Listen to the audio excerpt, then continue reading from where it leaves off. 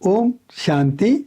பிரம்மா பாபானுடைய 18 சுவடுகளில் நாம் இன்னைக்கு பார்க்க போகுது 8வது படி. அதாவது பிரம்மா பாப் சமமாக பியூரிட்டியினுடைய பர்சனாலிட்டி, அதாவது தூய்மையினுடைய வெளி தோற்றம் உடையவர்களாக ஆகுங்கள் என்பதுதான். ஏன்னா நம்ம எல்லாருக்குமே தெரியும், நம்பர் 1 பவித்திரமான ஆத்மாவாக, பியூரிட்டியினுடைய பர்சனாலிட்டியாக இந்த சிருஷ்டியில் அவதரிக்கக்கூடிய ஸ்ரீ கிருஷ்ணனுடைய இழந்த ஒரு ரூபம்தான் பிரம்மாவனுடைய ரூபம். ஆக பிரம்மா தான் நம்பர் 1 பியூரிட்டியினுடைய பர்சனாலிட்டியாக அவதரிக்கின்றார். அதுக்கப்புறம் தான் நம்ம எல்லாமே வரும்னு வச்சுக்கிங்க. ஆக அந்த தூய்மையை பற்றி பர்சனாலிட்டியை பாபா சொல்லும்போது வெறும் பிரம்மச்சரியத்தை மட்டும் சொல்றதில்ல.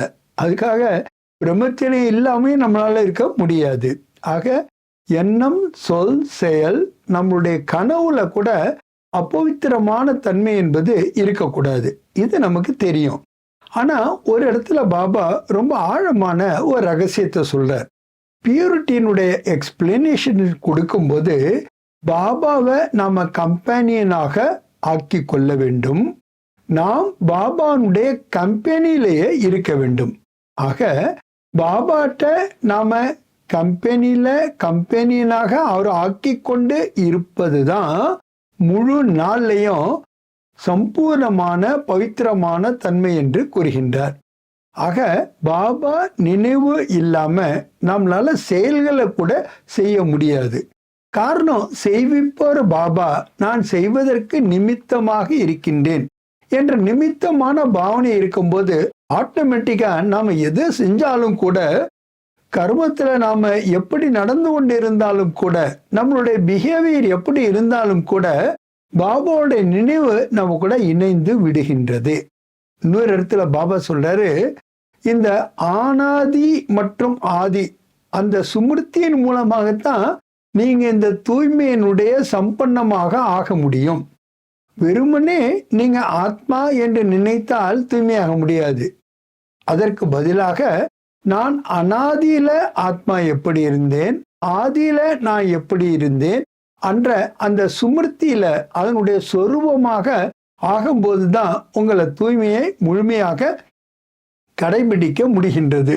அதனால்தான் பாபா என்ன சொல்றாருன்னா, தன்னைத்தான், அதாவது தன்னுடைய எண்ணம், சொல், செயல், சம்பந்தம், தொடர்பு மற்றும் திருஷ்டி, விருத்தி, சுமிருத்தி, இதுல கூட தூய்மை என்பது இருக்க வேண்டும் என்று கூறுகின்றார். ஏன்னா இந்த விருத்தி, திருஷ்டி, சுமிருத்தியில அப்பவித்திரத்தாவனுடைய சஞ்சலத்தன்மை தான் நம்மளை விகாரத்துக்கு ஆட்பட வைக்கின்றது. ஆக நம்ம நிர்விகாரியாக ஆக வேண்டும், அகங்காரியாக ஆக வேண்டும்.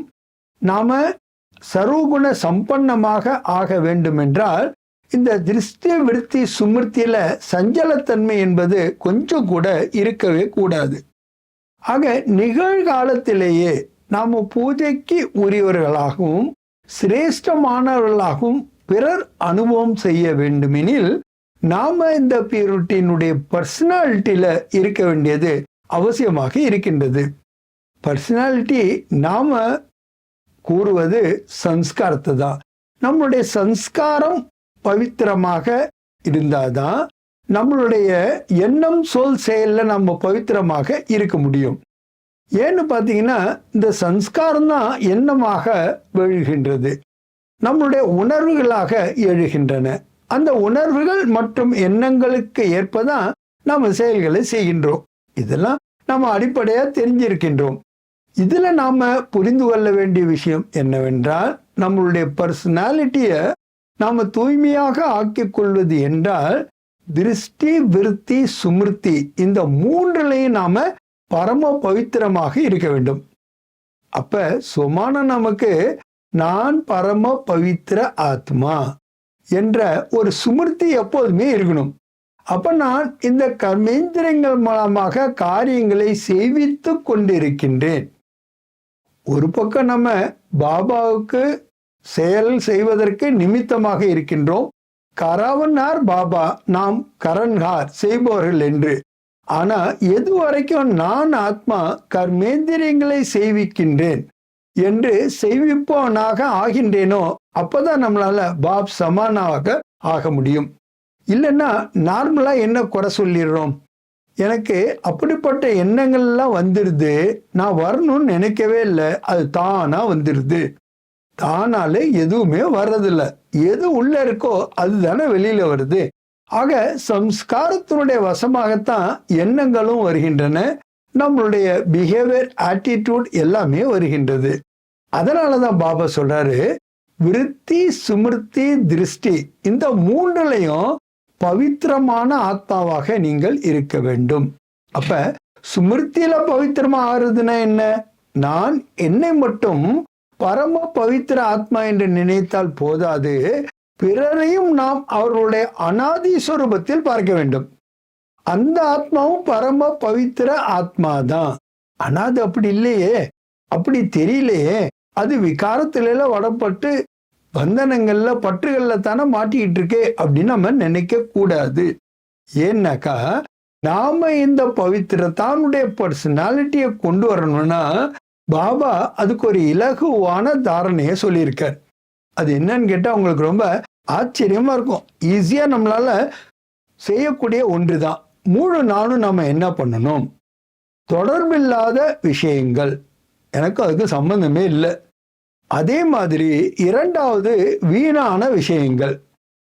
இந்த ரெண்டையுமே நம்ம பார்க்கவும் கூடாது, தொடவும் கூடாது, நினைக்கவும் கூடாது, பேசவும் கூடாது, கேட்கவும் கூடாது. அவ்வளவுதான். அப்ப வாட் நாட் டு டூ, என்ன நம்ம செய்யக்கூடாது அப்படின்னா, முழு நாள்ல வீணானவை அது ஒண்ணு ஒரு பக்கம், இன்னொன்னு எனக்கு சம்பந்தம் இல்லாத ஒண்ணு, அதை நம்ம பார்க்கிறோம், அதை நினைக்கிறோம், அதை வர்ணனை பண்றோம், செயல்லையும் நம்ம வந்துடுறோம். ஆனா நாம பார்க்கிறது அப்படியே இயல்பாக இருக்கின்றதா என்றால் நிச்சயமா இருக்க முடியாது. ஏன்னா நம்ம தேக அபிமானத்துல வரும்போது இந்த கண்கள் மூலமாக பார்ப்பதை நாம நம்புகின்றோம், அதான் ரியாலிட்டி என்று நினைக்கின்றோம். ஆனா பாபா சொல்றாங்க, நிறைய விஷயங்கள் இல்லூஷனா இருக்கு, விஷுவல் இல்லூஷன் அப்படின்னு சொல்லுவாங்க. பார்க்கும்போது எனக்கு இப்படி தெரியுது, ஆனா அது உண்மையில அப்படி கிடையாது. அதே மாதிரி ஆடிட்டரி இல்லூஷன் சொல்லுவாங்க. கேட்டது ஒன்று, அதன் மூலமா நான் என்ன கேட்டேன் அப்படின்னு புரிந்து கொள்வது ஒன்றாக இருக்கும். அங்கேயும் சில இல்லூஷன்லாம் இருக்கும். இன்னொன்று பார்த்தீங்கன்னா, என்னுடைய மனதில் ஒரு கருத்தை ஒருத்தவங்களை பற்றி உருவாக்கி இருந்தேன்னா அவங்க என்ன சொன்னாலும் எனக்கு அப்படியே தான் தெரியும். ஏன்னா உள்ளதை உள்ளபடி பார்க்கக்கூடிய ஒரு பண்பு எப்போ வரும்னா நான் ஜட்ஜ்மெண்டலாக இருக்க வேண்டும். ஆனா நம்மளுடைய சம்ஸ்காரமே இப்ப எப்படி இருக்குன்னா ஜட்ஜ்மெண்டலா தான். இன்னொன்னு ஜெனரலைசேஷனா இருக்கும். யாருமே நல்லவங்களே கிடையாது, யாருமே நன்மையை செய்ய மாட்டேங்கிறாங்க, யாருமே உதவி செய்ய மாட்டேன்றாங்க, இப்படி ஜெனரலைசேஷன் நாம பண்ணிடுறோம். ஆனா அது உண்மை அல்ல. ஆக சத்தியம் என்றால் என்ன, அஞ்ஞானம் என்றால் என்ன, அஞ்ஞானத்திலிருந்து ஞானத்தை நோக்கி நம்மளுடைய வாழ்க்கை, அதுக்கு தான் எஜுகேஷனும். ஸ்பிரிச்சுவாலிட்டியை நம்மளை அஞ்ஞானத்திலிருந்து கொண்டு வருதுன்னா, அஞ்ஞானம்னா என்ன, அறியாமல் இருப்பது, அதாவது தெரியாமல் இருப்பது. தெரியாமல் இருப்பதை தெரிந்து கொள்வது மட்டுமல்ல, எதை நான் முதல்ல லேர்ன் பண்ணியிருக்கேனோ அதை நான் அன்லேர்ன் பண்ணணும். எது வரைக்கும் நாம அன்லேர்ன் பண்ணலையோ மறுபடியும் புதுசா ஒன்று நம்மளால லேர்ன் பண்ணவே முடியாது. அதனாலதான் பாபா, பிரம்மா பாபா பியூரிட்டியினுடைய பர்சனாலிட்டி அப்படிங்கும்போது நாம நான் ஜட்ஜ்மெண்டலாக இருக்க வேண்டும். ஆக நாம் என்று ஒரு கருத்தை உருவாக்கி கொண்டு அதுவே உண்மை என்றும் நம்பி அதற்கேற்ப நம்ம செயல்கள்ல வந்துடும். அதனால்தான் இன்னைக்கு உறவு முறைகள்ல நிறைய விரிசல்கள். காரணம் ஏற்றுக்கொள்ளாமை, புரிந்து கொள்ளாமை, அல்லது உள்ளதை உள்ளபடி பார்க்க தெரியாமை, இப்படிலாம் நிறைய விஷயங்கள் இருக்கின்றன. அதனால்தான் அவ்யக்த பாப்தாதா நமக்கு பலவேறு விதமான யுக்திகளை சொல்லி கொடுக்கின்றார், நாம எப்படி நம்மளை தூய்மையாக வைத்துக் கொள்வது. ஆக விருத்தி, திருஷ்டி, சுமிருத்தி இந்த மூன்றலையும் பவித்திரத்தானுடைய தாரணை ரொம்ப அவசியமாக இருக்கின்றது. ஆக தூய்மையினுடைய விளக்கத்துல பாபா சொல்றாரு, பாபாவை கம்பேனியனா ஆக்கினோம். ஆக்கினா மட்டும் பத்தாது, அவருடைய கம்பெனிலே இருக்கணும், அவரை நம்ம கம்பெனியாக வைத்துக் கொள்ள வேண்டும். நிறைய தடவை பார்த்தீங்கன்னா ரிலேஷன்ஷிப் எல்லாம் நல்லா தான் இருக்கும், கடைபிடிக்கவும் செய்வோம். ஆனால் அந்த ரிலேஷன்ஷிப்பினுடைய நன்மையை நாம் எடுத்துக்கொள்ள மாட்டோம். சர்வ சக்திவான் என்னுடைய துணைக்காரனாக இருக்கின்றார். அதோடு சொன்னாலும் சொல்லாட்டாலும் இருக்கின்றார். ஆனா அந்த துணையை, கம்பேனியனை நான் அனுபவம் பண்ணுகின்றேனா, அங்கதான் இருக்கு வித்தியாசம். நமக்குள்ள வரிசை கிரமம் நாம் வருவதே இதுல தானே. பாபாவுடைய குடைநிலையில் இருக்கிறோம், பாபாவுடைய பாதுகாப்புல இருக்கிறோம், பாபாவுடைய மடியில இருக்கிறோம். இந்த அனுபவத்தை எப்பொழுதும் செய்கின்றோமா? இல்லையே. அப்பப்ப தானே செய்யறோம். அதுவும் பிரச்சனைக்குரிய நேரத்துல, எப்ப எனக்கு சவால்களை எதிர்கொள்ள வேண்டி இருக்கின்றதோ அந்த நேரத்தில் தான் கம்பேனியன்ஷிப் வேணும், கம்பெனியினுடைய அனுபவம் வேணும். ஆனா அந்த நேரத்துல விட்டுட்டு அடுத்த செகண்ட் மறுபடியும் நாம நினைக்கிறோம், பாபா எனக்கு உதவி செய்ய மாட்டேன் என்கிறார். யாருக்கெல்லாமோ உதவி செய்யறாரு, ஆனா எனக்கு செய்ய மாட்டேங்கிறார். அப்படி என்ற சில குறைபாடுகளையும் பிராமண ஆத்மாக்கள் கூறுவதை நம்ம பார்க்கின்றோம். ஆக நான் என்னை சம்பூர்ணமான பவித்திரத்தாவுடைய பர்சனாலிட்டியிட்ட அனுபவம் பண்ணணும்னா முதல்ல நான் வீணானவற்றையும் நெகட்டிவ் ஆனவற்றையும் பலகீனங்களையும் நான் பார்ப்பவனாகவோ சிந்திப்பவனாகவோ கேட்பவனாகவோ பேசுபவனாகவோ இருக்கக்கூடாது. ஆக இந்திரியங்களை நாம எப்படி வழி நடத்துகின்றோம்? நான் மாஸ்டர் சர்வ சக்திவான் என்ற சுமிருத்தியோட நான் எஜமானன் என்ற சுமிருத்தியில் இருக்கணும். நான் எஜமானனா இல்லைன்னா என்னுடைய கட்டுப்பாட்டில் எப்படி வைத்துக் கொள்ள முடியும்? ஆக என்னுடைய ஆட்டிடியூட், என்னுடைய பர்செப்ஷன், என்னுடைய பர்ஸ்பெக்டிவ்ஸ், இந்த மூன்றையும் நாம தூய்மையாக ஆக்கினால் மட்டும்தான் நான் அந்த பரம பவித்திர ஆத்மானுடைய அனுபவத்தையும் செய்ய முடியும். பாபாவனுடைய வெகு அருகாமையில சொல்ல முடியும். பிரம்மா பாபா எப்படி பாபாவனுடைய அருகாமையில செய்யறாரு? ஏன்னா அவர் சொல்லும் போது என்ன சொல்றாரு? நானே அவருடைய குழந்தை. அந்த குழந்தை என்ற அனுபவத்தை தான் செய்யறாரு. சரீரத்தில் அவர் எவ்வளோ வயதானவராக இருந்தாலும் கூட தன்னைத்தான் இன்னசென்ட் குழந்தையாக, வாரிசாக அனுபவம் செய்கிறார். பாபானுடைய அனைத்து பொக்கிஷலுக்கும் தன்னை அதிகாரியாக அனுபவம் செய்கின்றார். அப்பதான் அவரால் பாசிபிளா செய்து காட்ட முடிந்தது. ஆக நான் தூய்மையை கூட ஃபாலோ பண்ணணும்னா பிரம்மச்சரியத்தை பத்தி இல்ல, எண்ணம் சொல் செயல் தொடர்பு சம்பந்தம் எல்லாத்திலையும் பவித்திரமாக நாம இருக்கணும்னா அநாதி ஸ்வரூபத்திலையும் ஆதி ஸ்வரூபத்திலையும் நாம இருக்க வேண்டியது அவசியமாக இருக்கின்றது. இதுதான் நம்ம முழு நாளும் கொடுக்க வேண்டிய கவனம். இன்னொரு இடத்துல பாபா சொல்றாரு, கோபத்தினுடைய அம்சம் கூட அவங்ககிட்ட இருக்கக்கூடாது. ஏன்னா அம்சம்தான் வம்சமாக பெருகிறது. திடீர்னு எனக்கு அப்படி வந்துருச்சு ஒரு உணர்வு, நான் கனவுல கூட நினைக்கவே இல்லை, எனக்கு கூட இப்படி எல்லாம் என்ன வருமா என்று. ஆனா சூழ்நிலை அந்த மாதிரி இருந்தது, எப்படியோ அவள் வந்துருச்சு அப்படின்னு சொல்லணும்னா அப்படியெல்லாம் எதுவுமே கிடையாது. அம்சம் இல்லாம வம்சம் வரவே முடியாது. நாம வேணா அதை தெரிஞ்சுக்காம இருந்திருப்போம், இல்லைன்னா மறைச்சு வச்சிருப்போம், இல்ல வெளியில யாரும் பார்க்காம வச்சிருந்திருப்போமே தவிர நிச்சயமா நமக்குள்ள அந்த அப்பவித்திர தன்மை இருந்தாதான் அது பெரிய மரமாக வருகின்றது. அதே மாதிரி பாபா சொல்றாரு, உங்களுக்கு பொறாமை இருக்கின்றது அல்லது ஆவேசம் இருக்கின்றது. இந்த ஆவேசம் என்பதை நாம நடத்தையில தான் வெளிக்காட்டுகின்றோம். ஆனா பொறாமை வெளியில தெரியறதுக்கான வாய்ப்பே கிடையாது. ஆனா பொறாமையும் ஆவேசமும் எப்போதுமே இணைந்துதான் வருகின்றன. ஆக நம்மளுடைய பேச்சாகட்டும் அல்லது செயலாகட்டும் அதுல தூய்மையான தன்மை என்ற ஆவேசமும் நமக்கு இருக்கக்கூடாது, பொறாமையும் இருக்கக்கூடாது, வெறுப்பும் இருக்கக்கூடாது. ஏன்னா பாபாவுடைய ஒரு சிறப்பு தன்மை அப்படின்னு நம்ம பார்த்தோம்னா, ஆதி பிதா ஆனவர் இந்த உலக சிருஷ்டியில மனித சிருஷ்டியினுடைய படைப்பாளராக இருக்கின்ற அவர் ஒருபொழுதும் யாரையுமே எதற்காகவும் வெறுக்கவும் இல்லை. அவர் பொறாமப்படுறதுக்கு வாய்ப்பில்லை, ஏன்னா அதை விட அவரோட முன்னால யாருமே இல்லை.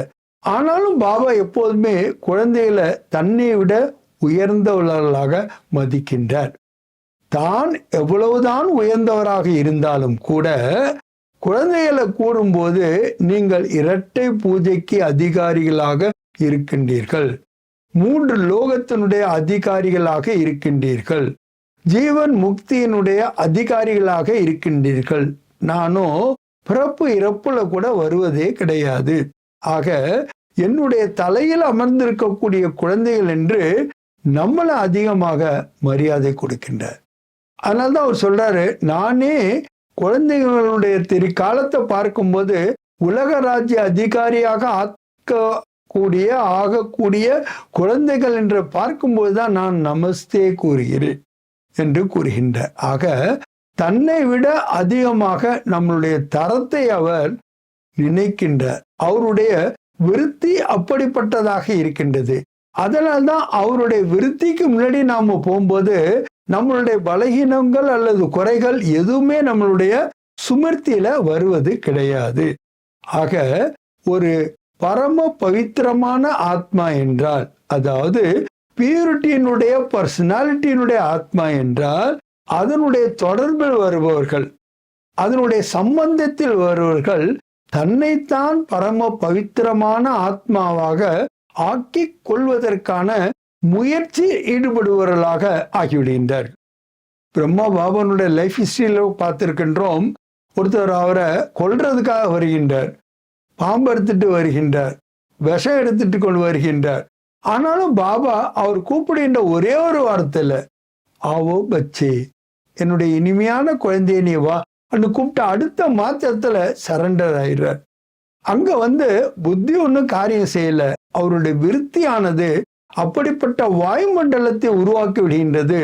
அந்த சகோதர தன்மையினுடைய பாயினுடைய திருஷ்டி, அவருடைய கல்யாணக்கார விருத்தி, அவருடைய சிரேஷ்டமான சுமிருத்தி, இந்த 3 தான் இப்படிப்பட்ட ஒரு காரியத்தை செய்விக்கின்றது. பாபா சொல்றாரு, இப்ப நீங்க எவ்வளவோ பணம்லாம் செலவு பண்றீங்க, முயற்சி எல்லாம் பண்ணி சேவை பண்றீங்க. இந்த சேவைய நீங்க கடைசி காலத்துல உங்களுடைய வெறும் விருத்தியின் மூலமாக செய்து விடுவீர்கள். அப்போ உங்களுக்கு இவ்வளவு பணம் செலவு பண்ணவும் தேவைப்படாது, அதற்கான நேரமும் இருக்காது, அதற்கான உழைப்பும் நீங்க செய்ய மாட்டீங்க. இதை விட பன்மடங்கு அதிக சேவையை நீங்க கடைசியில செய்வீர்கள் என்று கூறுகின்றார்.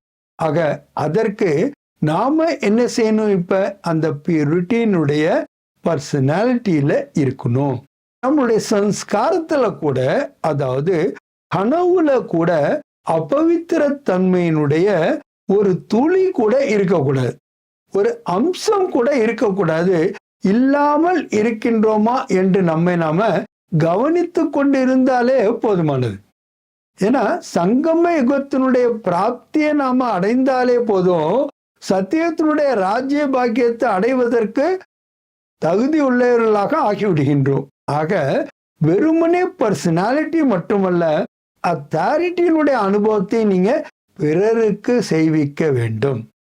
எப்ப நீங்க பிறருக்கு இந்த தூய்மையினுடைய பவித்திரத்தாவனுடைய அத்தாரிட்டியை அனுபவம் செய்ய வைக்கின்றீர்களோ, அப்பதான் நீங்க என்னவா இருக்கீங்க?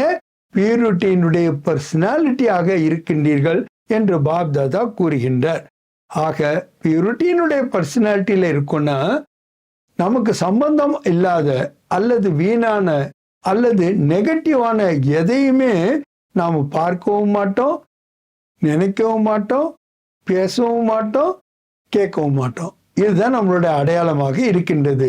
மேலும் நான் பரம பவித்திர ஆத்மாவாக இருக்கும்போது எனக்கு பொறாமையும் இருக்க முடியாது, வெறுப்பும் இருக்க முடியாது, பகைமையும் இருக்க முடியாது. ஏன்? பிறரை முன்னேற்ற கூடாது என்ற சங்கல்பம் கூட வராது. சங்கல்பத்தில் கூட அவங்க தூய்மையா இருப்பாங்க. எப்படி பாபா தன்னை விட பிறரை முன்னேற்றுகின்றாரோ, முன்னேற்ற வேண்டும் என்ற ஒரே பாவனையில் இருக்கின்றாரோ, அதே போன்று நான் பாவனையில் இருக்கும் பொழுதுதான் நான் பியூரிட்டியினுடைய பர்சனாலிட்டி ஆத்மா என்ற அனுபவத்தை செய்கின்றேன். ஆக பிராக்டிக்கலா என்ன நம்ம செய்யணும்னு சொல்றாரு. எப்படி ஒரு ஊதுபத்தியானது நறுமணத்தை பரப்புகின்றதோ, அதே மாதிரி தூய்மையினுடைய நறுமணத்தை நாம் பரப்புபவர்களாக இருப்போம். அப்ப நம்மளுடைய தொடர்புல வருபவர்கள், நம்மளுடைய கான்டாக்ட்ல வருபவர்கள், நம்மளுடைய வாயுமண்டலத்தில் வருபவர்கள் கூட தங்களுடைய தூய்மையினுடைய அத்தாரிட்டியினுடைய அனுபவத்தை செய்பவர்களாக இருப்பார்கள். அப்படிப்பட்ட அனுபவத்தை செய்விக்கும் பொழுதுதான் நாம் பாப் சமமாக பியூரிட்டியினுடைய பர்சனாலிட்டி சொரூபமாக இருக்கின்றோம். நல்லது. ஓம் சாந்தி.